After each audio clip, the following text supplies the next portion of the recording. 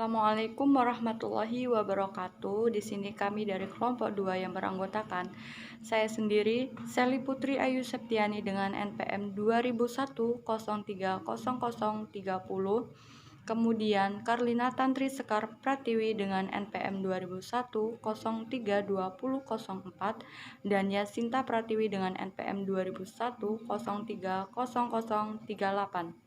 Baik, untuk mempersingkat waktu, pokok-pokok materi akan dibacakan oleh Yasinta Pratiwi dan penjabaran pokok materi akan dibacakan oleh Karlina. Baik, saya di sini akan menyebutkan materi pokok-pokok yang akan dijelaskan oleh teman saya.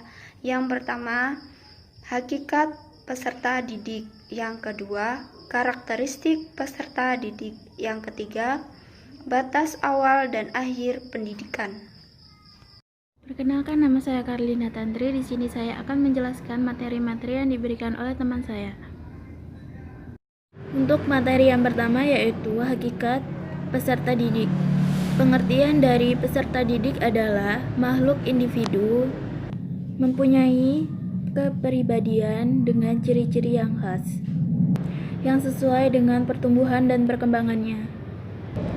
Pertumbuhan dan perkembangan peserta didik itu dipengaruhi oleh lingkungannya.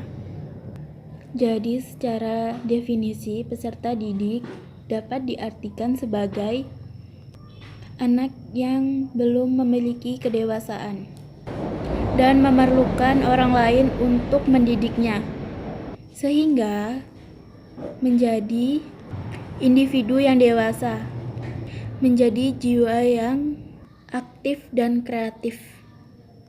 Dengan demikian, peserta didik adalah individu yang memiliki potensi untuk berkembang dan mereka berusaha mengembangkan potensinya itu melalui proses pendidikan pada jalur dan jenis pendidikan tertentu.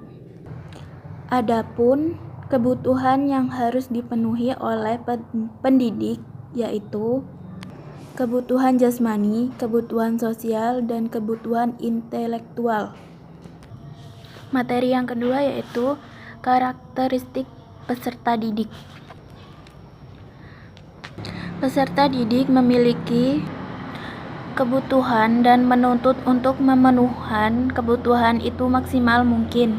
Terdapat 5 kebutuhan yang dikelompokkan dalam 2 kategori, yaitu kebutuhan terhadap dasar yang meliputi kebutuhan fisik, rasa aman dan terjamin, cinta dan ikut memiliki, sosial, dan harga diri. Yang kedua yaitu meta kebutuhan. Meliputi apa saja yang terkandung dalam aktualisasi diri seperti keadilan, kebaikan, keindahan, keteraturan, kesatuan, dan lainnya sebagainya. Sekalipun demikian, masih ada kebutuhan lain yang tidak terjangkau, yaitu kebutuhan akan transendensi kepada Tuhan.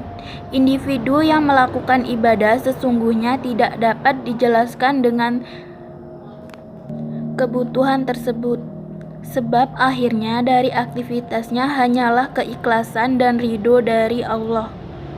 Faktor yang membatasi kemampuan pendidikan. Ada masa kanak-kanak yang dimulai pada umur 7 tahun, masa berbicara atau kritik yang dimulai umur 8-14 tahun, masa ahil bakil antara 15 tahun sampai 21 tahun, masa pematangan menuju kedewasaan yaitu antara umur 21 sampai 29 tahun, masa pemuda kedua yaitu antara 36 tahun sampai 42 tahun. Masa menikmati hasil perjuangan yaitu 45 sampai 56 tahun. Pada umur 60 tahun ke atas sampai meninggal dunia. Yaitu batas awal dan akhir pendidikan. Batas-batas pendidikan yang dimaksud di sini ialah hal-hal yang menyangkut kapan pendidikan itu dimulai dan kapan pendidikan itu berakhir. Ada beberapa pendapat mengenai pengertian batas-batas pendidikan yaitu menurut Dori menyatakan bahwa anak dimulai dididik dalam arti sesungguhnya setelah berusia 7 tahun. Oleh karena itu, beliau mengkritik orang tua yang menyekolahkan anaknya pada usia yang masih terlalu muda. Menurut Asma Hasan Fahmi mengemukakan bahwa di kalangan ahli didik berbeda pendapat tentang kapan anak mulai dapat dididik. Sebagai di antara mereka menyatakan setelah anak berusia 4 tahun. Sekian dari kelompok kami. Jika ada salah-salah kata, saya mohon maaf. Kepada Allah saya mohon ampun. Saya akhiri. Wassalamualaikum warahmatullahi wabarakatuh.